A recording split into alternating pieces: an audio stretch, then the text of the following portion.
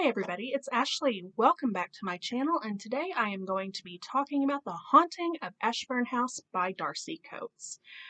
My last review that I posted was for Craven Manor, and I had stated in that one that I liked it, but I didn't love it, and that was my first outing with her, so I wasn't sure where to go from there. But I decided to give her another try, and I selected The Haunting of Ashburn House because it was very highly rated on Kindle Unlimited. And oh my goodness, I loved this one. This one was absolutely everything that I want in a horror book. It was extremely atmospheric. It was very well written. Um, oh my gosh, it was just so good. So let me get into the particulars. In The Haunting of Ashburn House, we are following Adrienne, who has received a letter that she has received the stately house in the wake of a death of a great aunt that she never knew existed. Um, and her aunt's name is Edith. She's kind of down on her luck. She doesn't really have anywhere to stay. She's been crashing with a friend and feeling like her welcome has been worn out anyway. So now she has this house, and she just decides to go to it. And she starts getting spooked along the way because it's very secluded, and it's very covered. The driveway is very covered up with brambles and everything. There's signs literally every few feet, like turn back, go away, visitors not welcome. And she just kind of starts getting this sick feeling like, what am I getting into? So she gets to this house that's gorgeous, but very, very run down, and starts experiencing some strange things pretty much right off the bat. There are no mirrors in this house, and into the walls where mirrors would normally be, there is literally messages that say no mirrors scrawled into the plaster. And then on the dining room table, there is a message scored into the table that says, "Is it Friday? Light the candle." And these small little things are unnerving Adrienne a little bit. But she has her own house, and that's the main thing that she is concerned about at this point. She has all that she really needs. She has her laptop, which she does a freelance writing for, and she has her cat Wolfgang, who, oh my gosh, I loved the portions of the book with Wolfgang. It's just very, very, very clear that Darcy Coates is a cat lover, and she might even have a cat, because the actions of this cat are just so real. It's just so real to anybody that's had one. And it's like my heart soared, and I kept thinking back to all the cats that I have had in the past, and it just made my heart leap and miss them so much. Wolfgang is awesome. He's the bee's knees. Um, But a strange thing about Ashburn House is there is electricity on the lower floor, but there's no electricity on the second floor, kind of indicating that that floor isn't very well used. And on her first night there, Adrienne starts to experience some strange things after the sun goes down.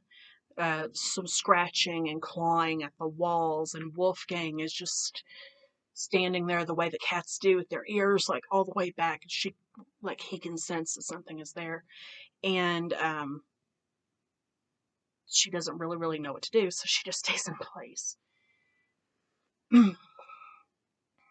Eventually, along the way, she is visited by some women from town who give her some insight, actually, into the history of Ashburn House, and that Edith was the sole survivor in her childhood of a family massacre. Her family was completely massacred in that house, and she was sent away to live with relatives until she turned 18.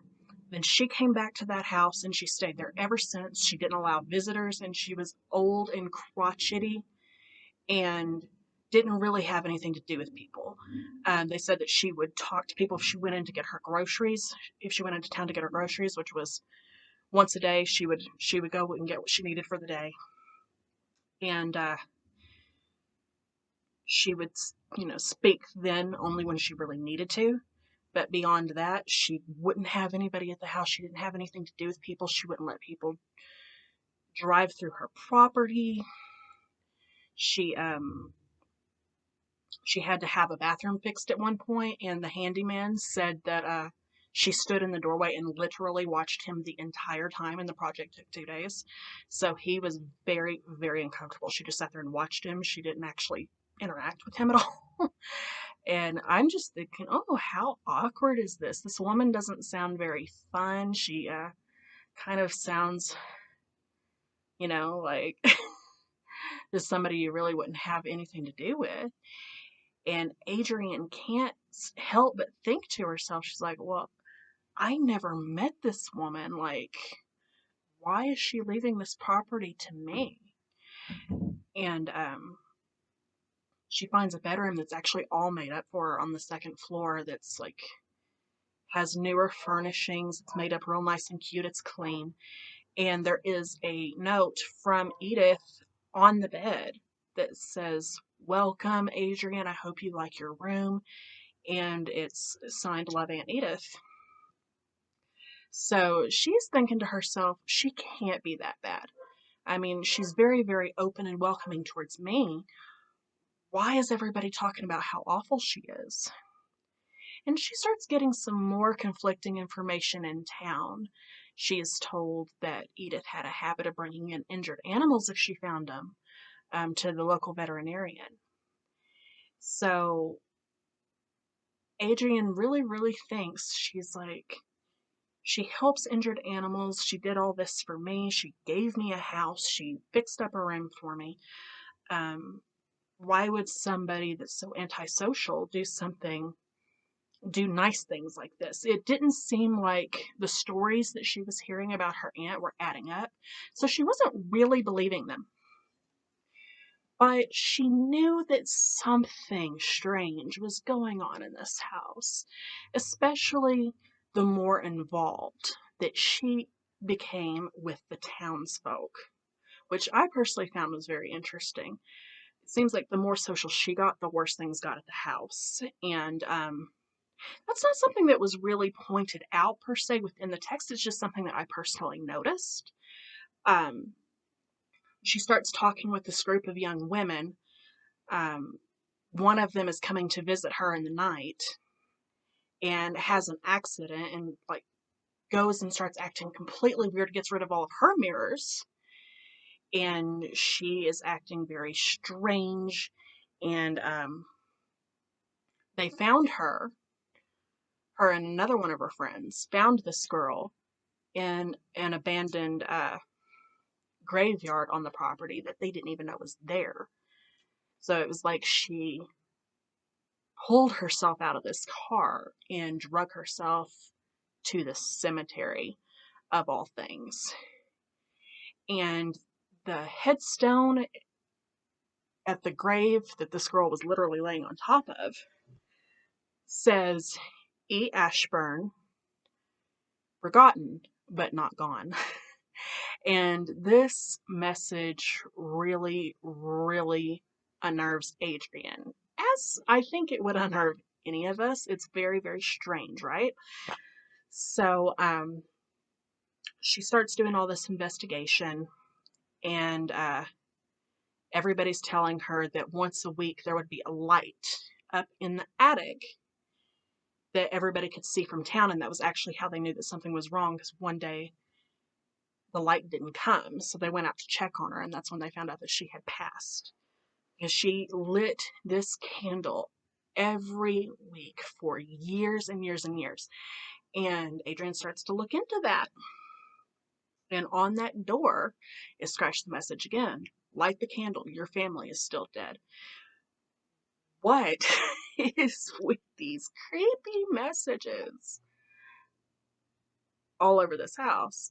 It's really, really something else. So we have our setup there, and I am not going to go into the ending because I do not want to spoil it for you, but that is our plot line. That's this creepy house. Now I am just going to talk about the things that I liked. I like pretty much everything about this book. I felt like it was a huge improvement on Craven Manor. It was extremely easy to read, just like that one was. I'm noticing that that is something that Darcy Coates is very good at. She is very, very talented at making a quick-paced story that is easy to follow along with, quick to get through. And it's very, very atmospheric. That's another thing that she seems to be very good at. I can picture this while I was reading it so well. I could picture the house. I could picture the graveyard. I could picture everything like I was there. And I always love that experience when I'm reading. It really takes it to a whole new level for me. I was shocked by the ending and the way that was written because it was way, way, way creepier than Craven Manor was. Craven Manor came across as kind of more PG-13 type horror, and this wasn't scary up until the climax. That had some imagery in it that really kind of got under my skin and freaked me out. I can acknowledge that it probably won't even scare most horror readers, but something about the way that that scene was written did get to me quite a bit. And it's like I kind of had nightmares as a child that were similar to the things that I was reading, and that's probably why it got to me a lot.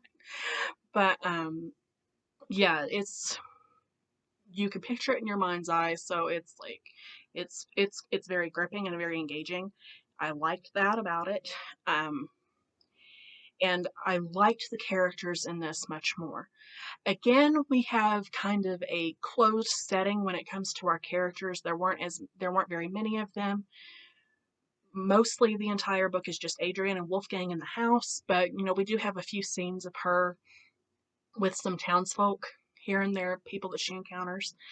But it's usually just a scene or two with each person. I mean, nobody really hangs around long. So,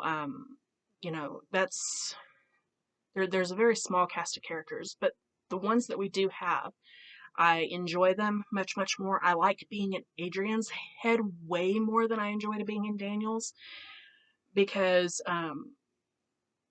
she reacted more realistically as to what I feel like people would act like in a situation like that. So I felt like I felt like I could relate to her a little bit more. The only thing that I would say is a negative, and this will completely depend on the type of reader that you are, is before Darcy Coates got picked up by Poison Press, she was self-published. And sometimes with self-publishing, the editing is not the best, and I do believe that this was one of those books that came before she got picked up. And the only reason I say that is because there were a few points here and there in the book where you could tell that a scene or so had got missed during editing. It wasn't anything major. It wasn't enough to ruin the reading experience for me or stop me in my tracks. There was only one scene I had to reread multiple times to make sure I was reading it correctly. So it's like I could kind of see the self-publishing thing there. But the story was enough that it didn't matter to me. I noticed it, but it didn't matter. So it was still a very, very quality story. It just could have used with a slight, tiny little bit more editing. But I know that that is a non-negotiable thing for some readers, so I just want to go ahead and make a note of it. But I rated this a 4 out of 5 stars. I really, really enjoyed it. I mean, I'm getting a sense of her voice and her writing style, and I really enjoy her writing style a lot. I can't wait to read more books of hers. If you have any suggestions, leave them down in the comments below for me because I know she has a lot of books, and I'd like to get to the best ones first, obviously. But anything that you leave a suggestion for, I will make sure to leave a review so that you know how I feel about it. But that is all that I have for you guys today. If you liked this video, please make sure to subscribe, like, comment, follow me on the social medias. Click that bell if you want to be notified of all of my upcoming videos, and I will see you guys next time. Bye.